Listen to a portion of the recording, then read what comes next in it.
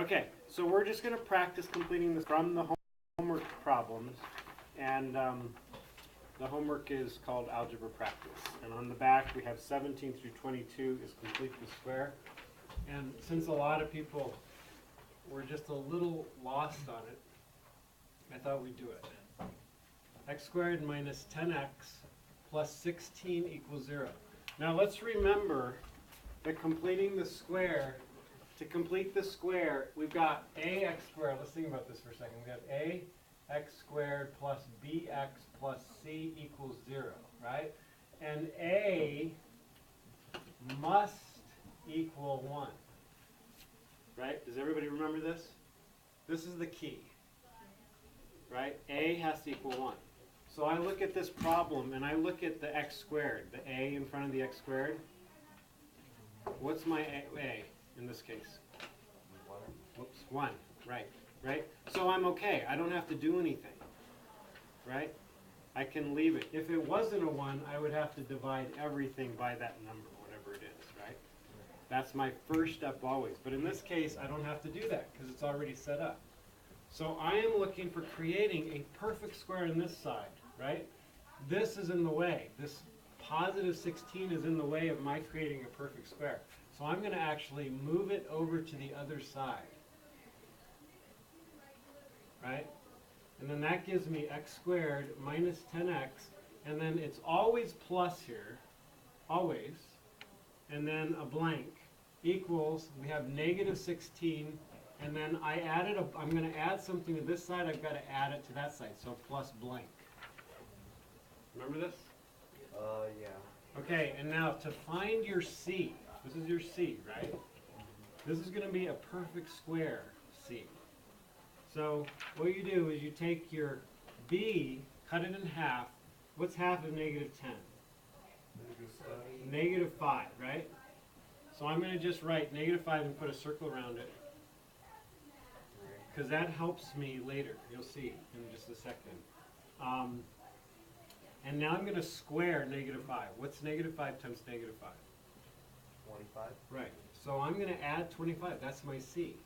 So it's half of B squared is my C. So with a negative, it's always a negative number that's happening? If B is a negative number, this is going to be a negative number. Right. But this will always be positive because you're squaring it, right? So I added 25 to the left side of the equation, so I've got to add 25 to the right side. All right. So the reason I circled this number here is because that gives me my shortcut on factoring this. I know this is a perfect square now. So I know it's going to be x minus 5 times x minus 5. Think about it. Negative 5 times negative 5 is 25. Negative 5x plus negative 5x is negative 10x. It works. So it would be x minus 5 times x minus 5, or x minus 5 squared. So by writing this, I immediately have my factoring. Does you see what I'm doing? That's my shortcut. Yes. Can you go get water? Well, Okay. What do you do with the other numbers? Okay, equals, what is 25 minus 16? 9, right? So 9. Now, the beauty of having a perfect square, this is completing the square. Now we're going to use that to go further. We have finished completing the square technically. But now we're going to use it to go further, because now we have a perfect square here and I can take a square root of it. I will get rid of x squareds and anything squared, which is the beauty of this method. It gets rid of all the squares. So suddenly I have x minus 5 all by itself. That's awesome. Equals, and this is key, you have to remember always to add this plus or minus sign. Plus or minus, and the square root of 9 is 3, right? Now my goal is to find out x. I'm trying to find where the parabola crosses the x-axis. That's what I'm looking for. Yes. Question? Why is it plus or minus? Because 9, the square root of 9 would means two numbers, one number times itself that equals 9. A positive 3 times positive 3 is 9, and a negative 3 times negative 3 is 9. Yeah. And this is just one of those cases where you have to do that. because we're dealing with parabolas which turn around, Right. right? So you're going to have two answers. And in real life, one of those answers won't make sense. Right, okay. But you'll see what I mean when we get to word problems, but you'll see. All right, so, but I have to say, it has to say x equals. It can't say x minus 5 equals. So I have to add 5 to both sides, add 5. So really what I have is x is equal to 5 plus 3 or 5 minus 3. Do you see that? Yeah. Right? So I've got both of those scenarios. 5 plus 3 is 8. 5 minus 3 is 2. So I've got, there's my answer. So x is either equal to 8 or 2. Okay? Make sense? You got it? Okay. So I was 17. So I now know, remember, this is what I know. I know this is not drawn right. I can tell immediately that I drew that wrong because I know that my x-intercepts are 8 and 2. 1, 2, there's an intercept there. 3, 4, 5, 6, 7, 8, there's an intercept there. And I know it's a happy face parabola because it's A is positive, right? So I know I've got these two things. Where would my axis of symmetry likely be? Wouldn't it be in between, directly, exactly in the middle between these two dots, my axis Yeah. of symmetry? Right? So 1, 2, 3, 4, 5, 6. 1, 2, 3. It would be right here. That's my axis of symmetry. So somewhere in this line is my vertex. And I know that, you know, it's going to be, whoops, sorry. Bad drawing. But anyways, you got the idea. Right? That's what I figured out. That's what I figured out. Which is actually really useful if you're an architect creating bridges, you know. If you are doing an experiment on whether your arrow that you shoot an arrow is going to have the enough arc and height to go over a tree that's 50 feet tall, you know what I mean? There are things you can actually use this for. If you're dropping a penny off this Empire State Building, you can use this kind of stuff to find out exactly how long it will take for it to hit the ground. Exactly. Like, I don't know why you really need to know that, but some people might. You know what I mean? Because you might have to figure out the impact. You know, if you were building a skyscraper, you want to make sure that nothing's going to fall from way up above, because if it is, what's the impact that's going to have on a person or a sidewalk down below, right? So, you know, an architect will use this stuff all the time. All the time. And some of you guys might want to be an architect because you're awesome artists. Some of you are. Okay, 18. X squared plus 16x plus 30 equals 0. Okay, again, my rule is A has to equal 1. Okay. So Violet, are you with us? Does this make sense? You get this stuff? Totally? Okay, great. So I want, my A is 1, so I don't have to worry about dividing anything, right? I can just go ahead and start. So I'm going to subtract my 30. So I have x squared plus 16x plus space is equal to negative 30 plus space. All right, now what do I do? Okay, what was my next step? I got to find my C, my perfect C to make a perfect square. So what do I do with the B? You divide it by 2. By 2, and that would give me what? 8. Yeah, positive 8, right? Mhm. So I'm going to circle that. All right? Okay, what is 8 squared?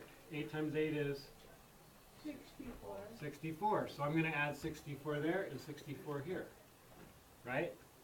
And so now immediately I know that this is a perfect square. It could be factored as x plus 8 times x plus 8, or x plus 8 squared. Right? Equals, what is 64 minus 30? 34. So now I have a perfect square. I can take a square root. So suddenly I have x plus 8 is equal to, I have to add that plus or minus the square root of 34. Okay? Is 34 a perfect square? It is not. 36 is a perfect square. 34 isn't. So it's a good question. I would leave it just that way. I would leave it as the square root of 34. It sort of depends on what the teacher's asking for. In most cases, when you get an answer that's not a perfect square, they're easier because you don't have to go too much further. Because look, I'm going to just subtract 8, and here's my answer. X is equal to negative 8 plus or minus the square root of 34. And I'm done. That's my answer. All right? So most of the time, this answer is acceptable. But every now and then, if you wanted to know where that was on a graph, right? If you were doing a word problem and this is what you got as an answer, that's not going to cut it. Because I need to know exactly, where the football's landing. You know what I mean? Or how long, you know what I'm saying? I might need to know that. And negative 8 plus or minus the square root of 34 doesn't really tell me much, right? So how would I go further? Well, you would get rid of the square root, right? Yeah, and how would I do that? A calculator, right? I take my calculator and I'm not quite sure how I do this. Do I do just 34 and then square root?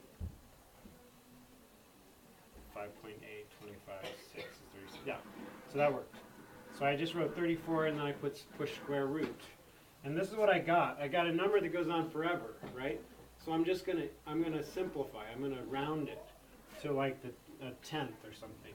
So suddenly I've got x is equal to negative 8 plus or minus 5.83, we'll say. 5.83.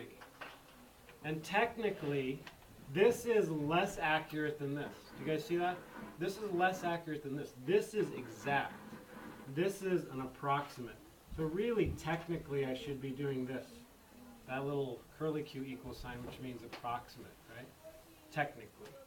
But now I have to go a little further. I've got negative 8 plus 5.83. So negative 8 plus 5.83 or negative 8 minus 5.83.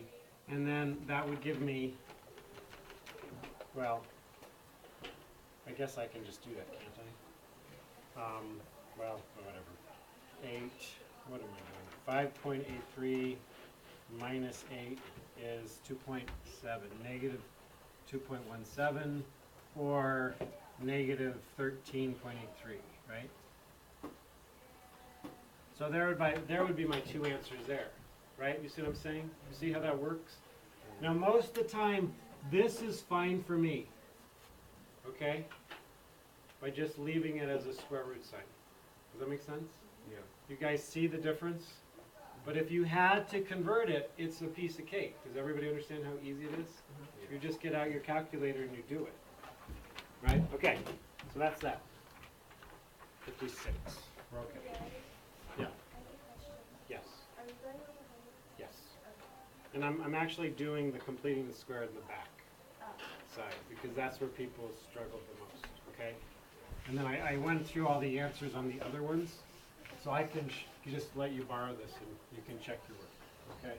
By the way, when you correct your homework, it really helps me if you really do. I mean, if you really put an X or put a check, right? Because then I don't have to spend my time re-looking at it really deeply. I can just go down and find the checks or the X's and just sort of see where you kind of were going astray. That really helps me a lot. And I'm all about trying to speed up my process, so that would be great. Okay, 19. Now it starts to get more complicated, okay? Yeah. So we've got negative x squared minus 7x equals negative 2. Okay. My first rule is what? Everybody together. It has to equal 1. A has to equal 1. I didn't hear it. A has to equal 1. Yeah, and really that's that important. You just have to know that. Does A equal 1? No. No. It equals negative 1. Doesn't work. You've got to make it equal 1, right? So, the easiest way is either divide everything by negative 1 or multiply everything by negative 1. So suddenly I have x squared, it becomes positive, right? That becomes negative to the negative is positive 7x equals negative to the negative becomes positive 2. Now I have an easy one to do. Excuse me. Now, it doesn't equal 0. Remember that rule I said? It's always got to equal 0? Well, this is the one exception. This is really, I think it's the only exception I know of. Well, isn't it because it already did what you were going to do in the first place? Yes, because on the others, the 2 was over here. And the 2 was in my way of completing the square. So I could, it's already moved over. All I have to do is rewrite it so I have my spaces in it, right? So I'm going to just rewrite it. X squared plus 7x plus space equals 2 plus space. That's awesome. Now, every now and then, completing the square is a little frustrating because you get problems like this, where your b is not an even number. Is this where the calculator comes in? Yeah, or, I mean, you know what, yeah, I would use a calculator for a lot of this. When I was taught as a kid, I was taught to use them as fractions. So half of 7 is 7 halves, right? Now, quite honestly, I prefer to use decimals now as a grown math teacher. I mean, it's like otherwise, but I could do this in my head real easily. Squaring this would be 49 fourths, right? So it's not hard. Then I put 49 fourths over here, and then it would be x minus 7 halves squared. But then I'd be dealing with this doggone fraction all the way through. And I don't really want to. So I'm going to just change that to 3.5, all right? And it's a positive 3.5. That's what I'm going to circle. Now, 3.5 squared, I think, is 12.25. 12.25. So I'm going to write 12.25 here, 12.25 here. And so this is my shortcut for factoring. It's going to be x plus 3.5, parentheses squared, is equal to 14.25, right? Square root. We've got x plus 3.5 is equal to plus or minus, don't ever forget that, the square root of 14.25, right? Now, if I want to know what that is, I just get out my calculator and I'll have an approximate answer, right? But my last part is get it to say x equals. So I subtract 3.5, subtract 3.5. So I have x is either equal to plus, well, excuse me, sorry, is equal to negative 3.5 plus or minus the square root of 14.25. And that's what I would leave as my answer. Okay? Make sense? Yeah. So that was 19, right? What if we attempted it but failed miserably? Do we Well, then put an X, and do you see what you did? Does it make sense now to you? You get that? These are the hard part. It's when you have these doggone B's that are an odd number, because then you have weird numbers, right? But that's okay. That's math. Can I erase? Do we want me to keep going, or is that enough? No. Keep going? Are there any possibly normal numbers, Or what? like even numbers? Yes. Yeah. So 21 is another odd one. But actually everything else is even. So what do you want me to do? 20, 21, or 22? 21. No, that one's odd. Which one? Isn't 21 odd? 21 is an odd 20 was number. okay. 20. 22 was okay. Okay, so raise your hand. I don't 20, really 21, care. 22. 20, 20, and then 21. Okay, all right. So 20, do 20. I'll start over here and then I'll do them both on the same one. Alright, we got 2x squared minus 8x equals negative 10. Alright. First thing I always check is my A1. So Violet is my A1. No, Okay, so what do I do? divide everything by two. Yes, alright, I'm gonna basically divide this by 2, this by 2, this by 2. That gives me x squared minus 4x. I'm gonna go ahead and put my plus space right away, right? Equals negative 5 plus space, right? Beautiful. Okay, what's half of negative 4, Weston? Negative Negative 2, I'm gonna circle it. What's negative 2 squared? 4. 4. So I'm adding 4, adding 4. Okay. And now quickly I've got x minus 2 squared equals negative 1. Now I'm going to square root this. What do I immediately now see that's a problem? There's a problem, not that. There's not the positive or negative.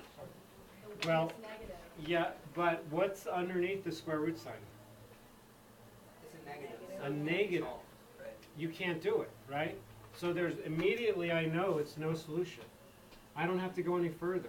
I see this negative sign and I say, no solution. That, all that means is my parabola never crosses the x-axis. It's up there somewhere. That's all it means, right? Okay. It's still a parabola, it's just there. Okay, so that was How number would you 20. solve that as a parabola if there's no solution? What? How would you solve that as a parabola if there's no solution? Well, but when you're solving when y is 0. That's what you got to remember, right? And there is no y 0, right, in that particular parabola. That's why there's no solution for x. Does that make sense? Right? You could solve it for when y is 20. It would work. You'd find it. You see what I mean? It's just when y is 0, it doesn't have a solution. Okay. I'll just do 21 over here. 21. So 21 is a little harder just because it's got an odd b. 21. So we've got 3x squared plus 9x minus 6 equals 0. And I notice my a does not equal 1, so I'm going to divide everything by my a. Right? Suddenly I have x squared plus 3x minus 2 equals 0. Now my a is a 1. Right? And so I am going to say, I'm going to move this over. So I've got x squared plus 3x plus space is equal to positive 2 plus space. And then I'm going to say half of 3 is 1.5, right? So 1.5 positive. Okay. And 1.5 times 1.5, I think that's 2.